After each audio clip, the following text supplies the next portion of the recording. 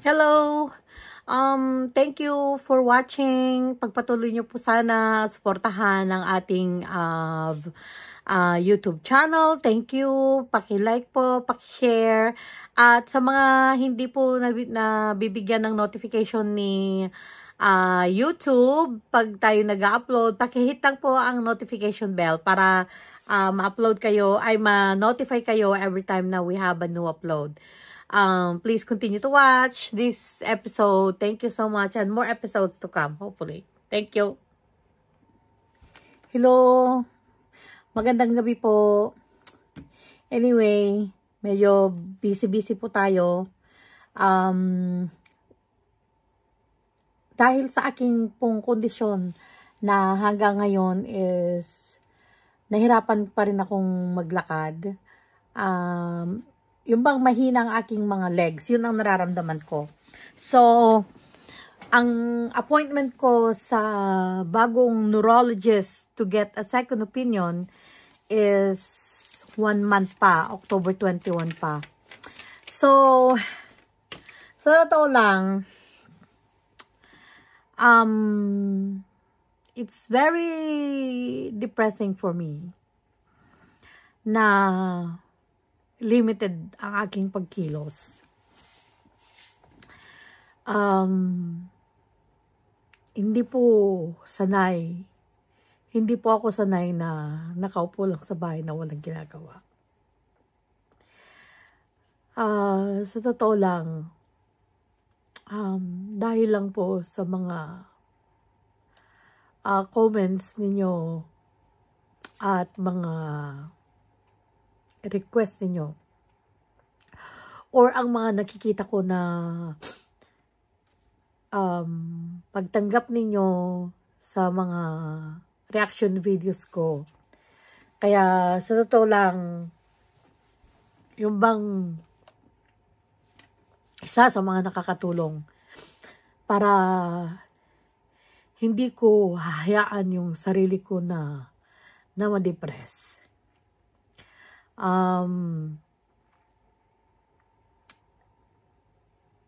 Actually, 2 araw na akong hindi nakapag-vlog. Marami akong mga gustong gawin. Marami akong mga gustong reaction video. Kaya lang yung bang yung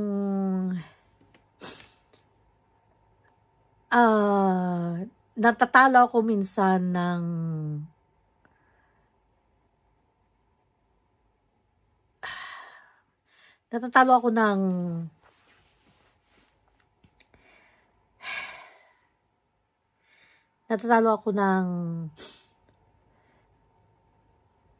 pag-iisip sa kalagayan ko na hindi ako sanay na ganito. Kaya sa totoo lang, isa sa mga bagay na ginagawa ko itong 2 araw na is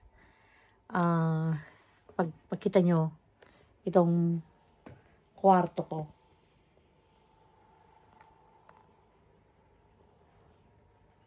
Nagtatapon na ako ng mga gamit, ng mga damit. Marami akong mga itatapon ng mga damit, ng mga gamit. At sa totoo lang gusto ko nang umuwi ng Pilipinas. At mag-stay doon ng medyo matagal-tagal. Mag-stay sa Pilipinas ng medyo matagal-tagal. Pero kinakawaan ko ang sarili ko. Right? And then, nakita ko to. Napanood ko to.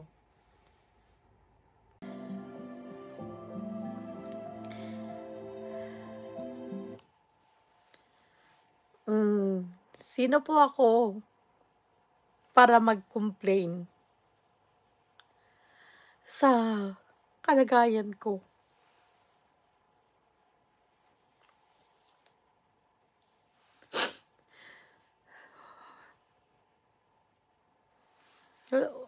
Hindi ko na po iraran lahat ang video kasi alam kong napanood nyo na. Pero ang aral na makukuha natin dito is that tignan natin ang kalagayan niya. Kumpara natin sa kalagayan natin. Yun ang napag-aralan ko dito. Kumpara ako sa kalagayan ko, ba't ako nagko-complain? Tignan nyo po. Samantalang ako, papakita ko sa inyo. Ngayon po, mga damit na itatapon ko na.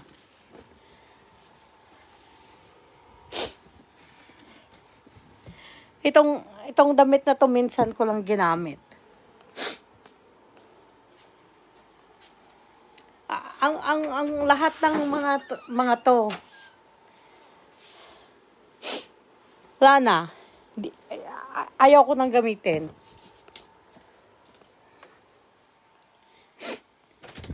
Punta po tayo dito. Tignan niyo po. Ang mga damit, ang mga blanket na mga itatapon ko na. Dami dito, sako-sakong mga damit na wala. Naggagandahan. Kasi, ayaw na lang isuot. Pero ang gaganda pang mga damit yan.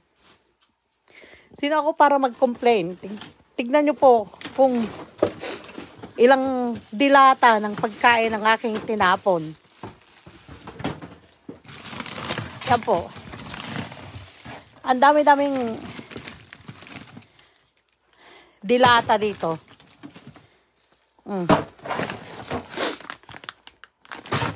Kasi po, alam niyo po kung bakit ko na tinatapon tong mga to. Nag-expire na. Hindi namin nakakain sa dami. Sa dami po. Marami pa po yan. Ito pangalawang balde po yan ng mga dilata na itatapon ko. Ito po. Mga kumot, mga damit. Ayan, mga sako-sako na yan. Puro damit yan. Ang gaganda po ng mga yan. May mga ilang beses nang nagamit. May mga hindi pa nagagamit. So, nawala ako sa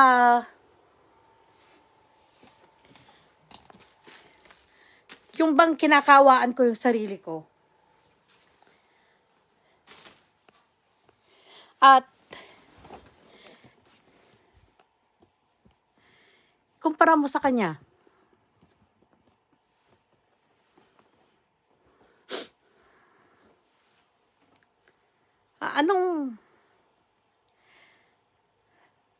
Anong pwede kong ireklamo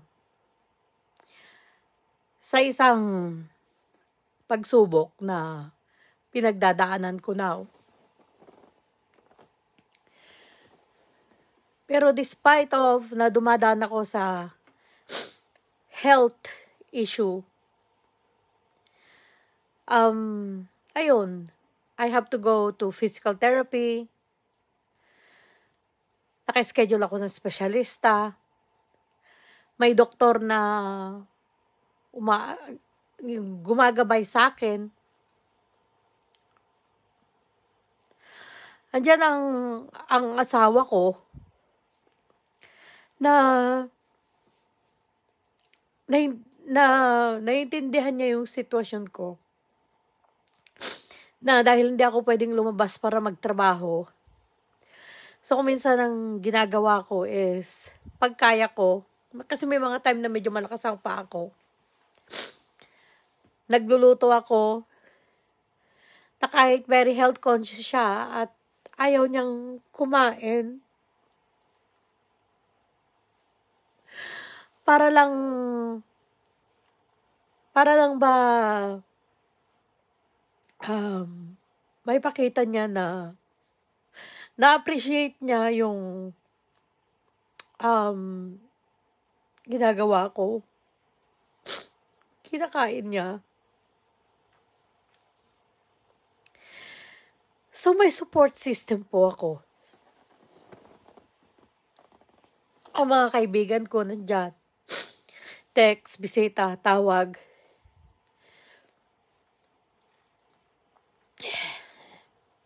Ba't ako nagko-complain?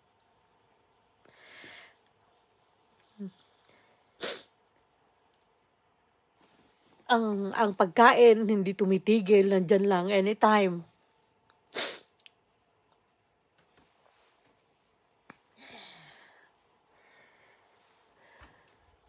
At nakita ko tong sitwasyon ng lolo na to. At pinagalitan ko ang sarili ko.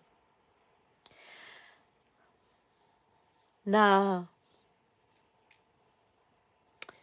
sabi nga ng Biblia, in everything give thanks. In everything give thanks.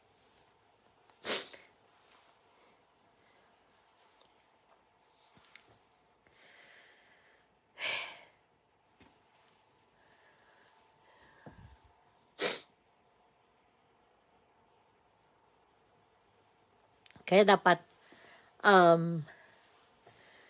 yun lang, yung wala pala akong karapatang mag-complain. Maraming salamat, Sir Paul. Dahil right on time na pinakita mo ang episode na to. Kasi sinasabi ko sa asawa ko kahapon na kahit gaano pa tayo kalakas, pero kung minsan tao lang tayo, may mga time na pinaghihinaan tayo ng loob. Sabi ko sa asawa ko, kapag ang mga kamay ko manghina, sabi ko sa kanya, magpapakamatay na lang ako. Alain, exactly, napalabas ito. So sabi ko, I don't have the right to complain. Hindi ko pala dapat kawanan sa sarili ko.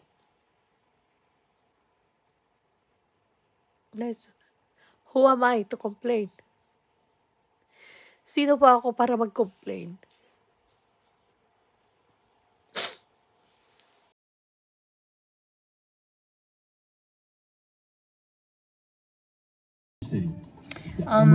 Kaya po, sana karating to kay Sir Paul. Dahil gusto ko lang sabihin kay Sir Paul na hindi lang mga financial o hindi lang mga pabahay ang mga ganong klase ng pangangailangan ang natutulungan mo. Personal po sa episode na to, natulungan mo ako sa aking almost depressive condition. Nagising ako dahil sa pag-vlog mo tungkol kay lolo na to. Kumbaga, right timing. Yes, meron yung mga basta yun lang masasabi ko, Sir Paul, na thank you dahil sa episode na to, yung perfect timing na tindi, yung grabe ang kalagayan ng lolo, 84 years old lolo na to. At talagang nagising ako. Kaya sana makarating sa iyo to, Sir Paul. I just want to thank you. Magpapasalamat ako talaga dahil you personally helped me sa episode po na to. So, thank you, Sir Paul.